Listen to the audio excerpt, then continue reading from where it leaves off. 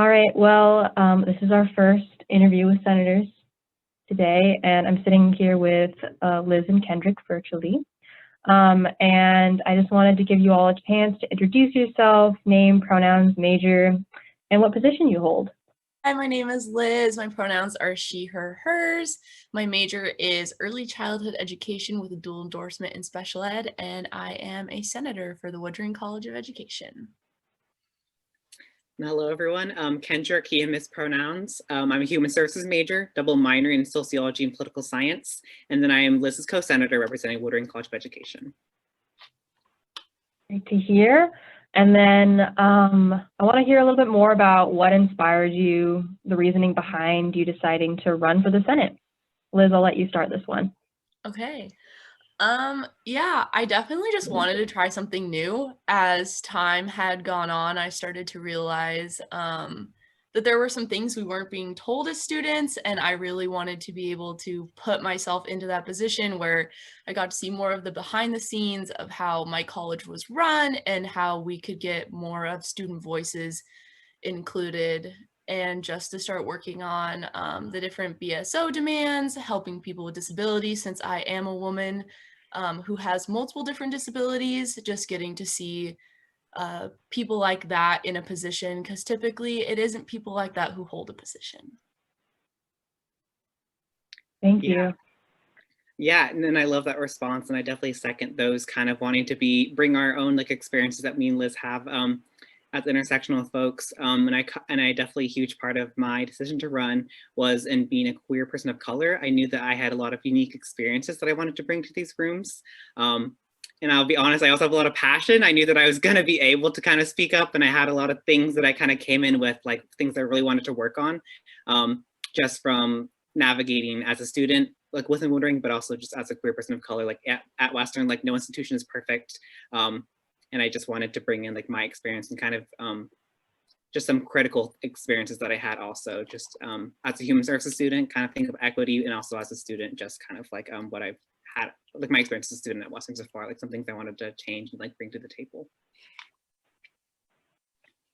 So it seems like a lot of the people on the Senate come in with really unique experiences and wanting to represent other people. So it sounds like this is something that you share between you and the Senate as a whole. So we definitely encourage people with maybe that you don't see yourself represented in positions to consider running and talking to people within the Senate now if you have like concerns or questions about what it's like to be in those positions. And that kind of leads into my next question, which is, what advice would you have for someone who wants to run? Yeah, definitely.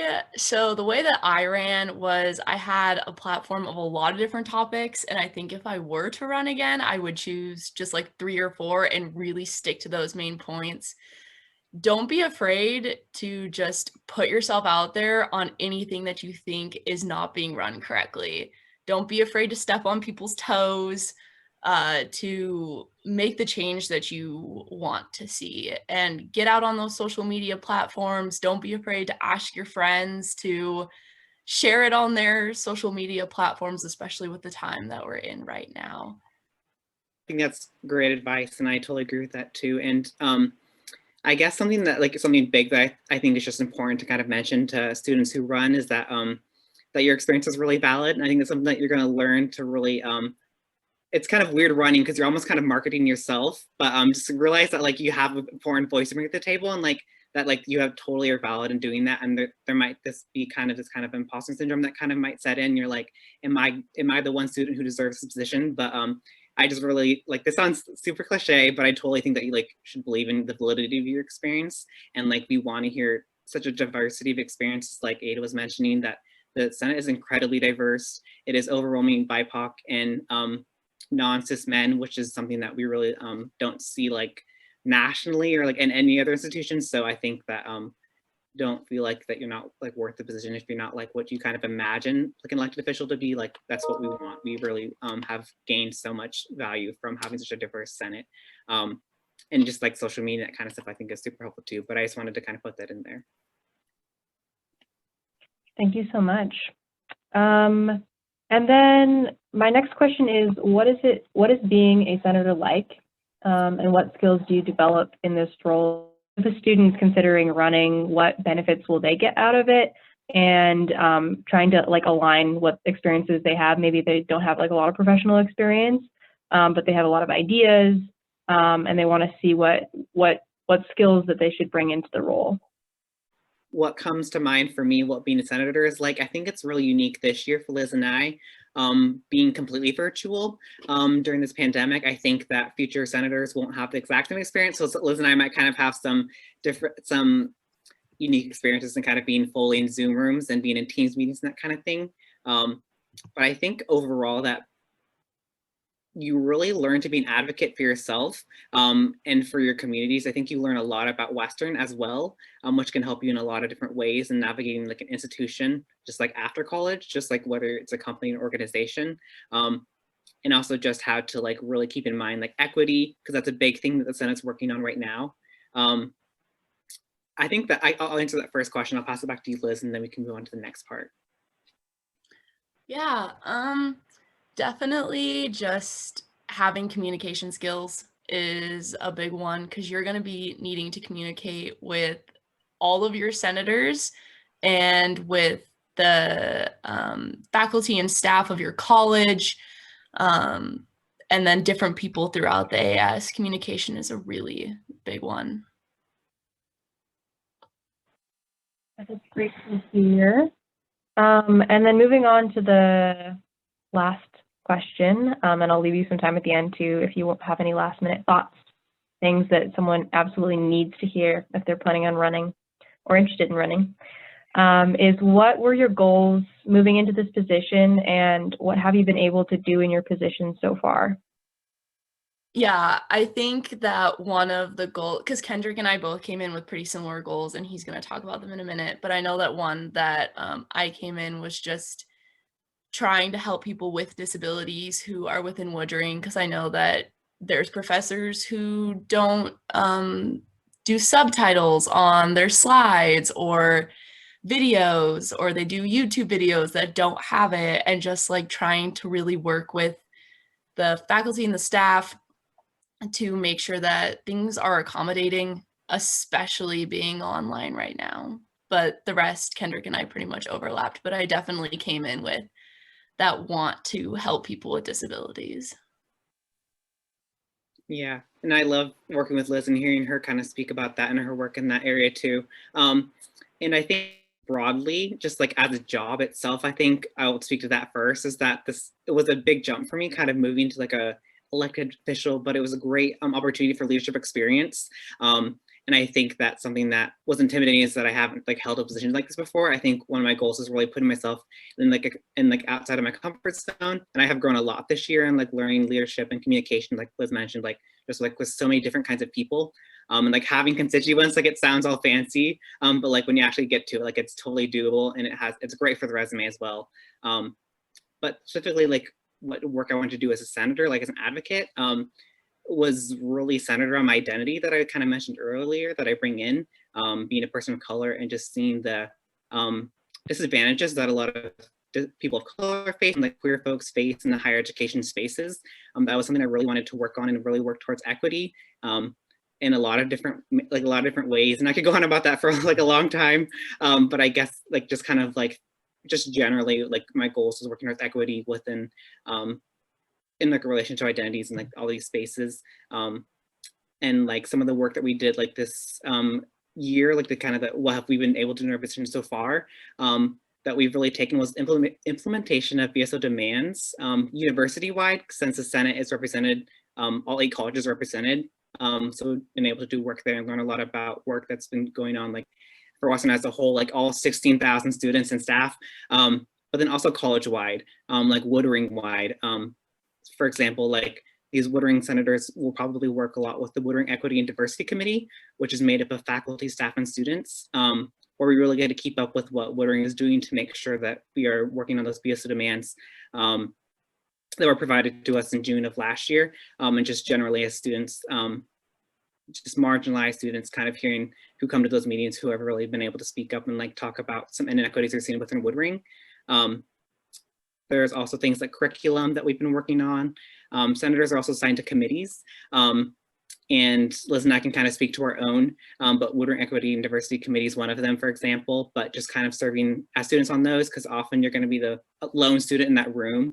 So it's really important like that these senators get appointed and that we have diverse voices and people who are willing to speak up. And then finally, I've been kind of talking a long time, back to back, and I'll let Liz kind of have some space to talk about it too. But my final thing that I kind of wanted to say that we've been able to do is really serve as a liaison between students, staff and faculty, and upper admin, because it is like I mentioned earlier, there's possibility you're going to be one of the only students in the room with a lot of like staff who work at Western, professors, deans of colleges, and it's kind of intimidating kind of walking into those spaces or entering Zoom rooms in this case, and just being able to like communicate like how you want to go about things, and being able also to stand up for yourself and students as well, because as institutions move slowly, but also there's ways that keep institutions to kind of like keep it where it is, like for example like how white supremacy works in institutions, and I think that's really been something that we've been able to do is Liz and I to really communicate with students and our deans of colleges, upper admin, and across Western as we work on committees across the university. That was my long-winded answer. I'll pass it to Liz if she wants to speak to anything that she's been working on this year. I think you kind of hit the nail on the head. So Awesome. I just have a few things if you all could elaborate on, that'd be fantastic. One, if you could explain what the BSO demands are, or just like what the acronym stands for. And then if you could touch on like what Woodring College is. And then I think we can end on like how like students can contact you. We can put like I know you all have an Instagram. If you could explain what what BSO stands for. And then I know when I came in, I didn't understand, until I became a tour guide, I didn't understand what colleges were. Yeah, I guess, no, thanks for asking for that clarifying question, because I did kind of just throw that out there and kind of breathe over it, just since that's just been something that's been worked a lot within the student government. So you definitely want to get familiar with those. But yeah, I can totally elaborate on that. The BSO demands it's from the Black Student Organization on campus. That was provided from some Black students, really in June of last year in response to a lot of the BLM movements that are kind of rising up. And racial justice has just been something that's been working on like for a long time. There's been so much progress that we're trying to make. So I'm not limiting to that, but it was kind of released last June. And it has a lot of demands for the university that's for racial justice, as I mentioned, specifically for Black students. It covers a lot of different things, and it does go university-wide. Like there's demands to the associated students on campus. There's demands to Western faculty, like people who run the university itself, and then to students as well and student organizations, like how we navigate Western. And they're online if you want to check those out. I think that all students should be really aware of them because we all have a responsibility in our own way to do that, but specifically for student government, those BSO demands are going to be really, really relevant, and that's what those BSO demands are. Sorry for kind of just throwing that out there. Yeah, and if you go to the Western like associated students, you can also see the progress that Western is making. The executive board, which is the 6 ASVPs, and then the Senate, like how we're working on them and what we're doing to be held accountable and working on those BSO demands. Yeah, and now I will touch on what the Woodring College of Education is. So Western as a whole is made up of 7 different colleges, and that's basically just how they group the different majors.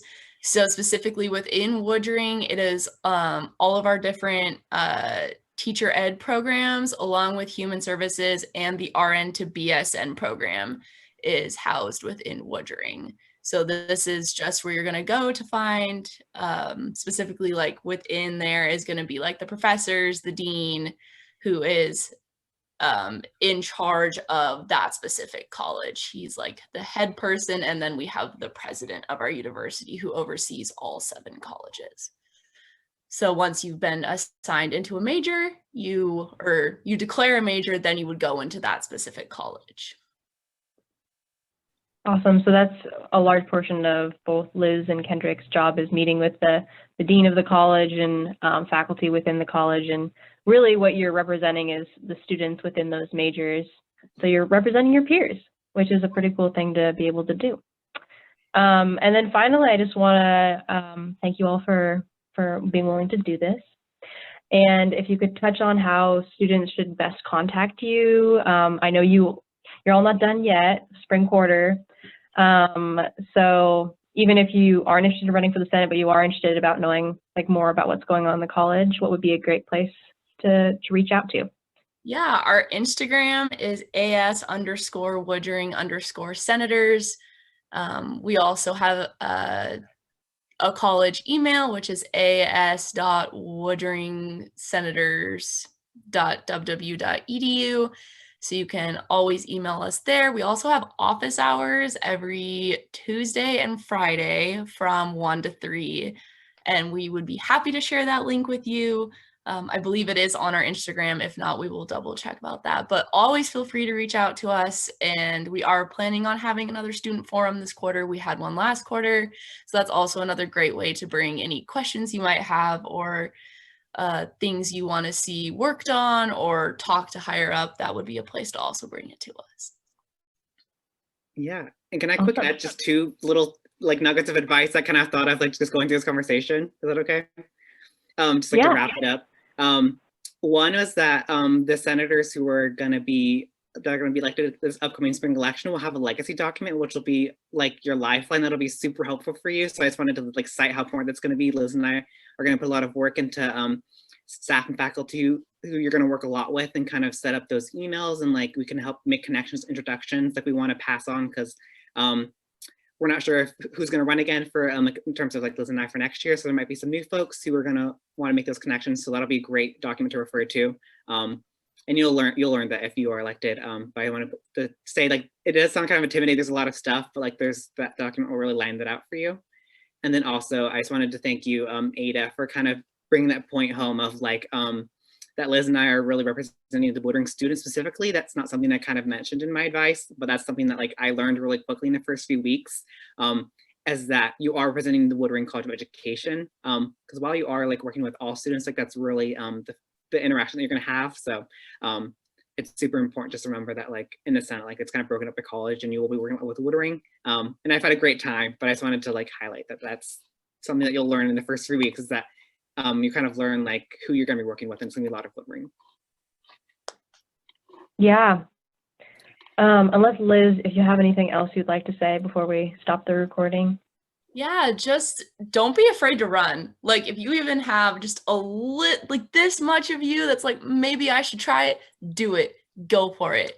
It's, even if you don't end up getting elected, just the process of going through running was something I had never done before, and I gained a lot of skills from. So just don't be afraid to do it. You never know, and it's a lot of fun. You get to work with some really cool people. Yeah, that's what I was gonna say. I was gonna say I made it sound like boring, like so much work. I was just also gonna say that you meet a lot of awesome people, and people who are like passionate about the work that we're doing. And I got to meet my co-senator Liz. Like there's you get to meet a lot of fun people, and there's a lot of cool opportunities that you just get from networking and just working with so many people. I would definitely agree with all of that. Something I didn't mention in this video is I was on the Senate for 2 years, and I completely agree with everything you said. There is a steep learning curve when you get in, but it's totally worth it. Even the running process is really worth it. That's how I met some of my good friends now, running my first year at Western. And you learn so many important skills. And I came in with like a little bit of knowledge, and it grew so much. So I think the only thing you really need when you're running for these positions, and I think you can see this in Liz and Kendrick, is a lot of passion about issues, and the ability and like the willingness to represent others and think about others when you're going on your path in life. So I'm just gonna end it on that.